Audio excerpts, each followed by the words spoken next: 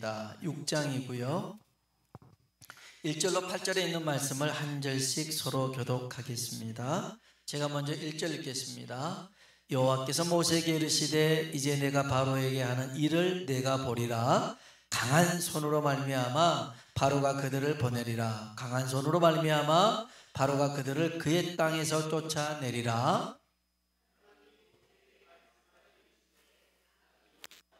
내가 아브라함과 이삭과 야곱에게 전능의 하나님으로 나타났으나 나의 이름을 여호와로는 그들에게 알리지 아니하였고,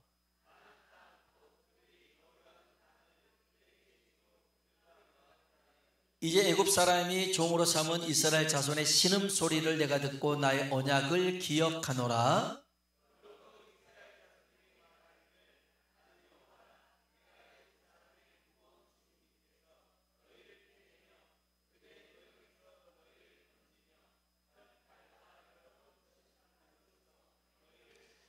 너희를 내 백성으로 삼고 나는 너희의 하나님이 되리니 나는 애굽 사람의 무거운 짐 밑에서 너희를 빼낸 너희의 하나님 여호와인 줄 너희가 알지라. 내가 아브라함과 이삭과 야곱에게 주기로 맹세한 땅으로 너희를 인도하고 그 땅을 너희에게 주어 기업을 삼게 하리라. 나는 여호와라 하셨다 하라. 아멘. 아멘. 서로 한번 인사할까요? 하나님의 은혜가 당신에게 임하기를 원합니다. 하나님의 은혜가 당신에게 임하기를 원합니다. 한 번 더요. 하나님이 당신에게 복 주시기를 원합니다. 하나님이 당신에게 복 주시기를 원합니다. 아멘. 어제는 우리 교단의 사모님들이 이렇게 전국적으로 해서 모이는 그런 게 있었어요. 그래서 제가 사모님들 이렇게 픽업을 해서 같이 다녀왔는데 충남 예산에 있는 예당 조수스를 갔다 왔어요. 정말 조수지가 바다 같아요. 전에도 한번 갔다 왔지만 끝이 안 보일 정도로 굉장히 큰 조수지인데요. 거기 뭐 모노레일도 있고 전망대도 있고 이렇게 이제 있었어요. 사모님들은 이제 모임을 가실 때 제가 거기 가지 않고 이제 혼자 있는데 한 스님을 만났어요. 그래서 이제 그 스님과 이제 얘기를 하다가 이분이 그 한월산 기도원의 이천성 목사님도 잘 안 돼요. 그리고 거기 구세군 영문교회라고 있었는데 120년 된 교회인데 자기 어렸을 적에 거기 이쪽 여기 구세군에 그 저기 감리교회 있는데 먹을 거 준다면 쫓아가서 교회를 다녔다는 거예요. 그래 교회를 다니고 한월산 기도원의 이천성 목사님 그쪽에도 좀 있고 그런 양반이 스님이 된 거예요. 스님이 된 거예요. 그래서 이제 뭐 조영기 목사님 얘기도 난 어디 교단이야 기아성이다. 순복음 조영기 목사님 다 알더라고요. 어째서 스님이 된지가 궁금하잖아요. 그래서 이제 어째서 이렇게 스님이 됐냐고 물어봤더니 본인이 은행원이었대요. 은행원 하면서 이제 여기 서울에서 여기 상계동에서도 하다가 이제 친구를 만나는 친구가 그 목사인데 지하에서 개척교회를 했나 봐요. 그래서 본인이 은행에 있으니까 대출을 받고 저쪽 땡겨서 그 친구 이렇게 후원도 해줬대요. 그리고 이제 전세 이렇게 하게끔 했는데 이 친구가 또 이제 부흥을 해가지고 교회가 커졌는데 또 그 교회를 놔두고 또 개척을 한다 해가지고 또 도와주고 했었나 봐요. 좋잖아요. 근데 그럼 왜 그렇게 있다가 스님이 되셨습니까? 했더니 사람한테 상처를 받았대요. 그래서 그 목사님 말고 다른 사람을 대출을 써줬는데 완전 이 사람이 띄어먹고 가서 퇴직금도 하나도 못 받고 거지가 돼서 거의 고향으로 돌아와서 어째서 스님이 됐다라는 거예요. 사람에게 상처받아서 스님이 됐다는 그분 배를 보니까 복수가 이만큼 풀려있더라고요. 좀 시간만 됐으면 스님 저 이제 목사님 하니까 제가 한번 기도해 줄게 하고 기도를 해주고 왔어야 되는데 기도를 못하고 오게 조금 아쉬움이 남는데 제가 그분과의 좀 긴 시간은 아니었지만 이렇게 잃어버린 영혼이 참 많구나. 사람에게 상처받아서 누구한테 상처받았는지는 정확히는 모르겠으나 그렇다고 해서 이렇게 하나님을 등지고 아예 스님이 돼버리고, 또 말 들어보니까 자기 개인 절이 있다고 그러더라고요. 아무튼 이런 사람들이 많은데 우리가 좀만 더 신경 쓰면 이들에게도 복음을 전해서 구원할 수 있을 텐데, 그런 아쉬움과 그런 여러 가지 마음이 교차된 시간이었어요. 여러분, 우리가 이 땅에 살아가는 이유는 구원받아서 천국 백성으로 나중에 천국 가기 위함이 아니라 이 땅에 살아가는 동안 주의 뜻을 이루라고 우리를 이 땅 가운데 살게 하신 줄로 믿습니다. 그 사명 끝나면 가는 거죠. 가는 거예요. 우리는 사명을 위해 살다가 사명 끝나면 이 세상 떠나는 존재라는 것 기억하시고, 오늘 여기 보면 하나님의 강한 손인데요, 하나님의 이름 여호와라고 얘기를 합니다. 하나님이 모세에게 그럽니다. 나의 강한 손으로 애굽 사람과 바로를 칠 것이고 내가 이스라엘 백성을 구원하겠다, 이런 말씀을 하셔요. 한번 볼까요? 1절입니다. 출애굽기 6장 1절 읽어볼까요? 여호와께서 모세에게 이르시되 이제 내가 바로에게 하는 일을 내가 보리라. 강한 손으로 말미암아 바로가 그들을 보내리라. 강한 손으로 말미암아 바로가 그들을 그의 땅에서 쫓아내리라. 아멘. 강한 손이 나타나죠. 이 손이 어떤 손이에요? 기적과 능력의 손입니다. 하나님의 손은요, 능력의 손인 줄로 믿습니다. 그래서 애굽에 10가지 재앙이 내립니다. 피, 개구리, 이, 파리, 그 다음에 가축이 죽는 악질, 그 다음에 심한 전염병, 독종, 우박, 메뚜기, 흑암, 장자의 죽음. 그래서 제 신학교 다닐 때는 피계, 이파, 악독, 우매, 흑장 이렇게 해가지고 외워서 시험을 봤던 기억이 납니다. 자, 이것은 10가지 재앙은요, 단순히 이런 자연계를 동원해서 하나님 심판하는 그 이상의 의미가 있어요. 애굽에는 참 신이 많았거든요. 이 10가지 말한 신들이 각각 있었어요. 그래서 이 신들에 대한, 이 거짓 신들에 대한 하나님의 선포고, 또 10번이라는 것은 바로에게 준 구원의 기회였더라는 거예요. 그런데 이 바로는 하나님의 말씀을 듣질 않습니다. 왜요? 이성이 발달한 사람이에요. 그래서 애굽에 있는 이스라엘 백성들이 경제적 자원인데 이들을 다 보내면 국가 경제가 부도 맞지 않겠느냐, 그래서 안 보냈던 것입니다. 그리고 무엇보다도 모세가 행했던 기적이 있거든요. 지팡이를 던졌더니 뭐가 됐을까요? 뱀이 됐어요. 그랬는데 바로에게는 요술사가 있었어요. 주술사입니다. 주술사. 그 주술사들도요, 자기 지팡이를 던지니까 뱀이 돼버린 거죠. 그래서 우리가 뭐 알다시피 모세의 지팡이가 그 주술사의 지팡이를 먹어버리잖아요. 아니, 모세만 지팡이로 뱀 만드는 게 아니었어요. 그 첫 번째, 물을 떠다 나일강에 부으니까 피가 됐잖아요. 그것도 주술자들이 하는 거예요. 모세만 한 게 아니었어요. 그 다음에 개구리들을 하천에서 강에서 끌어올리는 그 일을 요술사들도 하더라는 거예요. 여러분, 진짜 귀신이 역사하잖아요. 그럼 무당이 정말 그 작두이를 타는데도 그 뭐 60km, 70km 되는데 이 발에 그냥 좀 자국만 생길 뿐이지 베질 않아요. 귀신의 역사가 그래요. 인도 가다 보면 그 요가하는 이런 뭐 고성들 있잖아요.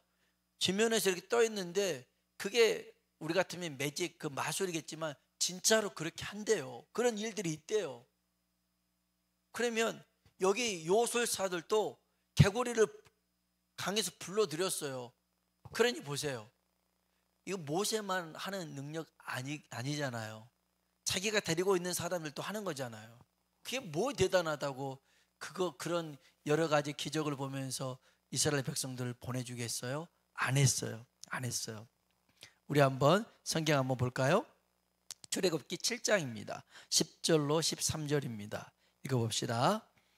모세와 아론이 바로에게 가서 여호와께서 명령하신 대로 행하여 아론이 바로와 그의 신하 앞에 지팡이를 던지니 뱀이 된지라. 바로도 현인들과 마술사들을 부르매 그 애굽 요술사들도 그들의 요술로 그와 같이 행하되 각 사람이 지팡이를 던짐에 뱀이 되었으나 아론의 지팡이가 그들의 지팡이를 삼키니라. 그러나 바로의 마음이 완악하여 그들의 말을 듣지 아니하니 여호와의 말씀과 같더라. 아멘. 모세나 하나님을 이 바로가 우습게 여깁니다. 우습게 여겨요. 그래서 피, 개구리 이런 것에도 전혀 요동하지 않아요. 그런데 세 번째 재앙이 뭐냐면 이였습니다. 티끌을 가져다가 뿌렸더니 이가 돼버립니다. 이것을 요술사들은 못하는 겁니다. 그래서 그들이 그래요. 이건 하나님의 권능이에요. 그래서 왕이시여 저들 모세와 아론의 말을 들어야 됩니다. 이렇게 합니다. 그런데도 이 바로는 거부하죠. 성경 볼까요? 8장 18절로 19절입니다. 읽어봅시다. 요술사들도 자기 요술로 그같이 행하여 이를 생기게 하려 하였으나 못하였고 이가 사람과 가축에게 생긴지라. 요술사가 바로에게 말하되 이는 하나님의 권능이니이다 하였으나 바로의 마음이 완악하게 되어 그들의 말을 듣지 아니하였으니 여호와의 말씀과 같더라. 아멘. 바로의 마음이 어땠다고요? 완악했습니다. 완악했어요.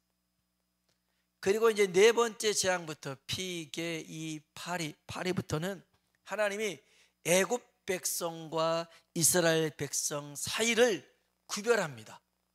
그래서 파리가요, 이스라엘 백성이 살고 있는 고센 땅에는 한 마리도 없습니다. 한 마리도 없어요. 그런데 애굽 사람들이 살고 있는 그 땅에는 바글바글합니다. 바글바글.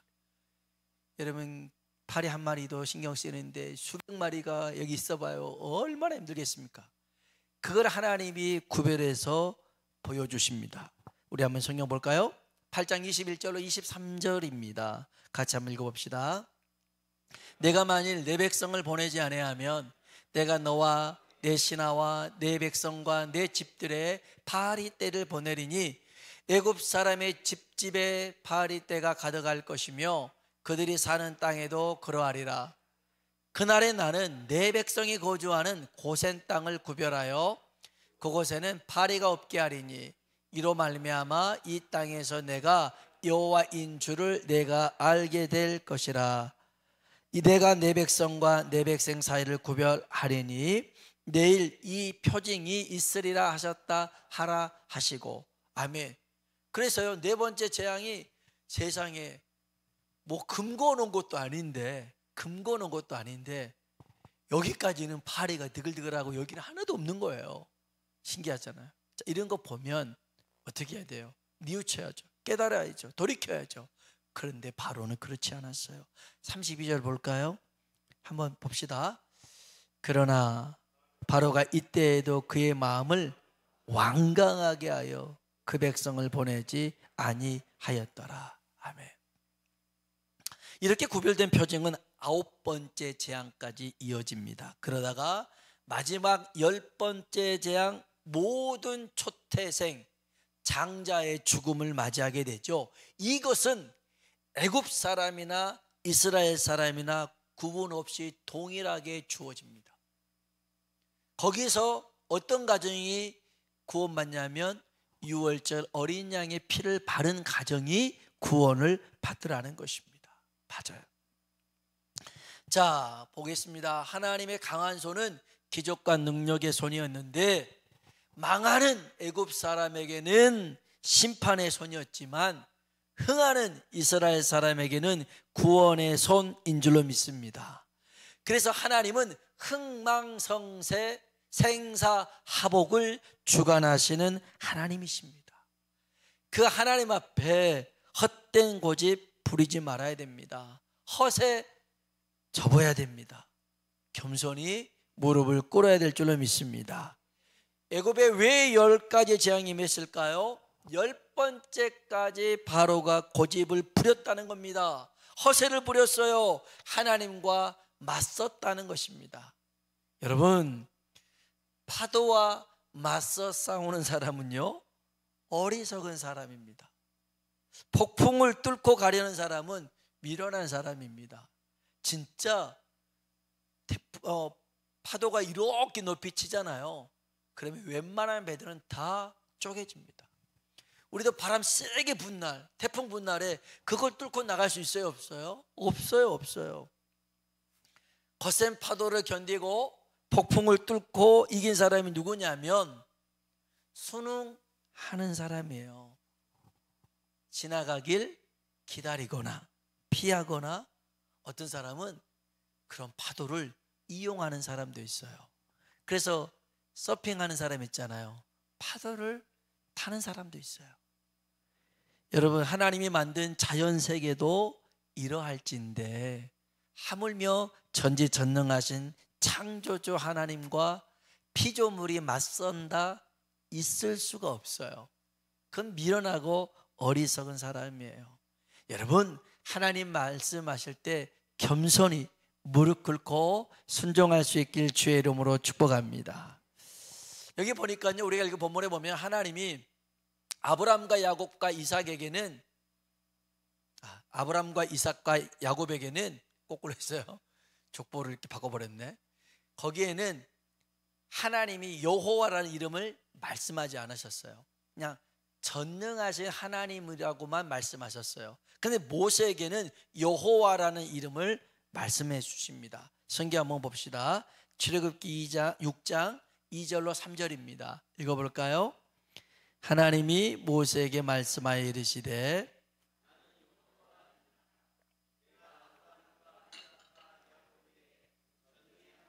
나타났으나 나의 이름을 여호와로는 그들에게 알리지 아니하였고. 아멘. 그러면 우리 여기서 궁금하겠죠. 하나님은 왜 아브라함, 이삭, 야곱에게는 여호와라고 말씀하지 않았고 전능하신 하나님이라고만 했을까?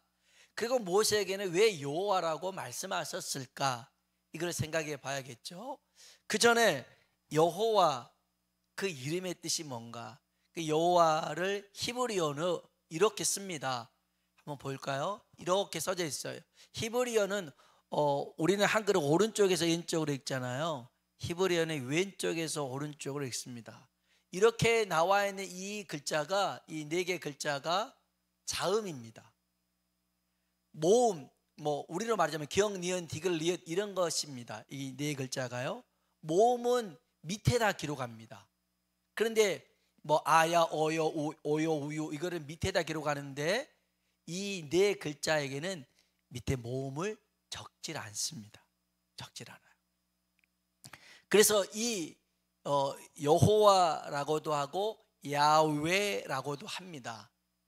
근데요, 이 뜻은 스스로 있는 자라는 뜻입니다. 우리 하나님 말씀하셨죠? 나는 나다. I am who I am. 이렇게 얘기합니다. 여기 야훼라는 말은요, 하나님은 스스로 계시고 자존하신다는 뜻이죠. 스스로 계시기에 영원하다는 뜻입니다. 그러니까 하나님은 어떤 원인이 없어요. 인과 원인과 결과가 있는 그런 분이 아니셔요.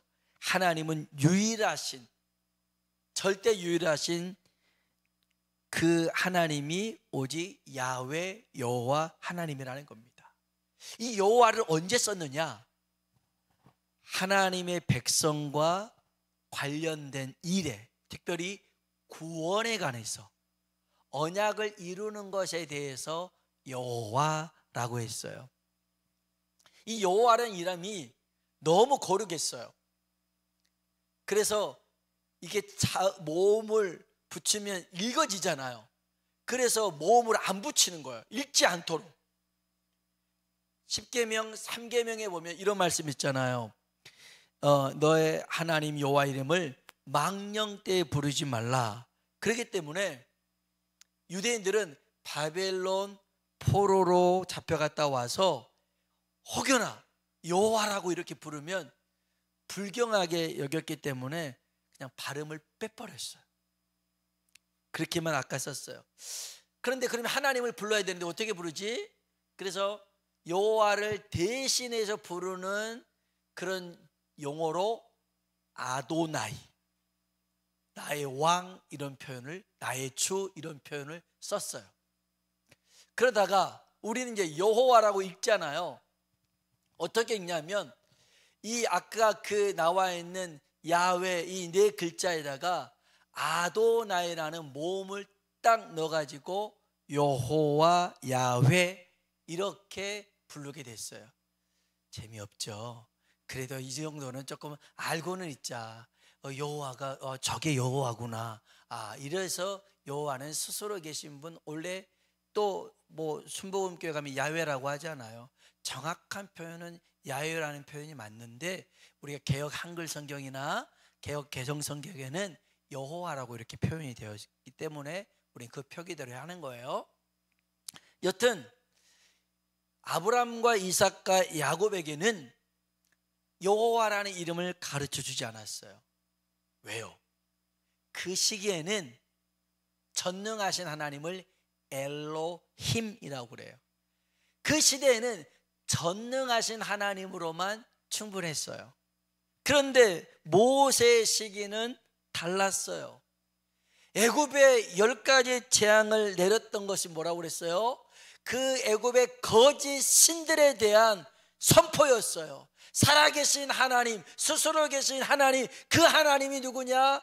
여호와 하나님임을 가르치고 증명하는데 필요했기 때문에 여호와 이름을 모세에게 일러주셨던 거예요. 아멘. 우리 한번 출애굽기 6장 6절로 8절 볼까요? 읽어봅시다. 그러므로 이스라엘 자손에게 말하기를 나는 여호와라. 내가 애굽 사람의 무거운 짐 밑에서 너희를 빼내며 그들의 노역에서 너희를 건지며 편팔과 여러 큰 심판들로서 너희를 속량하여 너희를 내 백성으로 삼고 나는 너희의 하나님이 되리니 나는 애굽 사람의 무거운 짐 밑에서 너희의 하나님 여호와인 줄 너희가 알지어다. 내가 아브라함과 이삭과 야곱에게 주기로 맹세한 땅으로 너희를 인도하고 그 땅을 너희에게 주어 기업을 삼게 하리라. 나는 여호와라 하셨다 하라. 아멘. 아멘. 하나님이 이스라엘 백성을 구원하기 위해서 또 진짜 하나님됨을 선포하면서 하나님께서 그 이름을 여호와라고 일러 주셨더라는 거예요. 굳이 아브라함 때는 여호와 이름 설명하지 않아도 살만한 때였어요. 그러나 이때는 애굽에서 노역과 무거운 짐 밑에 살아가고 있는 그들에게는 여호와라는 이름이 필요했던 거예요. 그러면 오늘 우리가 살아가고 있는 이 시대에는 하나님이 어떤 이름을 주셨느냐?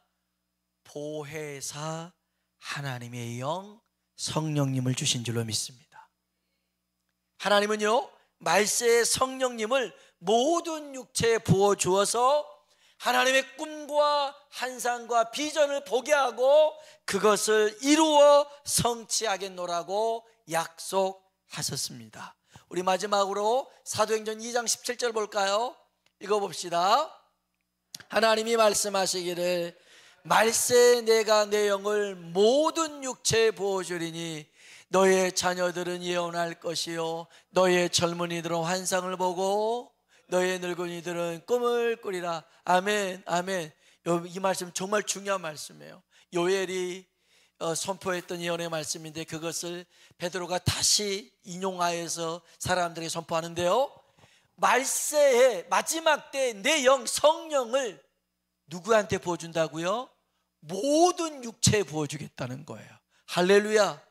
여러분 구약의 성경에는요 성령님이 어떤 사람 가운데 역사했냐면 어떤 특별한 사람, 나시린 같은 사람, 선지자, 또 하나님께서 쓰기 위해서 그 순간에만 성령님이 함께 하셨어요. 그런데 마지막 때는 그렇지 않대요. 성령님을 모든 사람에게 부어주겠대요. 젖먹이 할 것 없이 뭐 노년 이렇게 상관없이 모든 이에게 성령을 부어주셔서 꿈을 꾸게 하고 환상을 보게 하고 비전을 품게 하더라는 거예요. 할렐루야. 이 시기는 바로 이 성령님이 필요한 시기예요. 성령의 능력을 힘입어서 우리가 하나님의 꿈과 환상과 비전을 성취하는 강한 믿음의 사람이 되길 주님의 이름으로 축원합니다. 그래야 하나님의 역사를 우리가 보여줄 수 있어요. 세상 사람들은 하나님을 모르잖아요. 안 보이는 하나님을 어떻게 믿겠어요? 그러니까 사람한테 상처받고 사람한테 배신감 들어서 하나님을 바꿔버리고 참된 살아계신 하나님을 저버리고 그냥 불교로 가서 절로 가서 스님이 돼버리는 이런 안타까운 들이 있잖아요. 누군가는 진짜 하나님 살아계시다, 하나님이 우리 가운데 역사하시다, 그것을 보여주고 증거하는 사람이 필요합니다. 그 사람 오늘 저와 여러분 되길 주님의 이름으로 축원합니다. 그래서 모세는 여호와 하나님을 선포하고 그 이름으로 능력을 행했어요. 오늘 우리가 주의 성령을 힘입어서 주의 살아계심을, 주의 꿈을 이루는 사람 되길 주님의 이름으로 축원합니다.